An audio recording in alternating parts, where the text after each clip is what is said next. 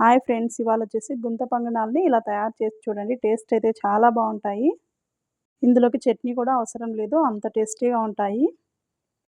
ముందుగా స్టవ్ వెలిగించి కడాయి పెట్టుకొని అందులోకి ఒక 1 టేబుల్ స్పూన్ దాకా ఆయిల్ వేసుకోవాలి. ఇందులోకి జీలకర్ర, ఆవాలు, శనగపప్పు, మినపప్పు, చిన్నగా కట్ చేసుకున్న పచ్చిమిరపకాయలు, అలాగే ఉల్లిపాయలు వేసుకొని బాగా ఫ్రై చేసుకోవాలి. ఇందులోకి చిన్నగా కట్ చేసుకున్న కొత్తిమీర, టేస్ట్కి సరిపడా సాల్ట్, కొంచెం పసుపు వేసుకొని ఫ్రై చేసుకోవాలి. దోస బ్యాటర్లోకి ఇది వేసుకొని బాగా మిక్స్ అయ్యేలా కలుపుకోవాలి. బాగా కలిపేసుకున్న తర్వాత స్టవ్ వెలిగించి ప్యాన్ పెట్టుకొని అందులో కొంచెం కొంచెం ఆయిల్ వేసుకోవాలి. ముందుగా కలిపి ఉంచుకున్న పిండిని హోల్స్లోకి కొంచెం కొంచెం వేసుకోవాలి. ఇలా అన్ని హోల్స్లోకి వేసుకున్న తర్వాత స్టవ్ని లో ఫ్లేమ్లో పెట్టుకొని మూత పెట్టేసి ఒక 2 నిమిషాల దాకా ఫ్రై చేసుకోవాలి. ఒక సైడ్ బాగా వేగిన తర్వాత మరొక సైడ్ వేయించుకొని తీసేసుకోవాలి. ఇలా మార్నింగ్ బ్రేక్ఫాస్ట్ లాగా కానీ ఈవినింగ్ స్నాక్స్ లాగా కానీ తయారు చేసుకోవచ్చు.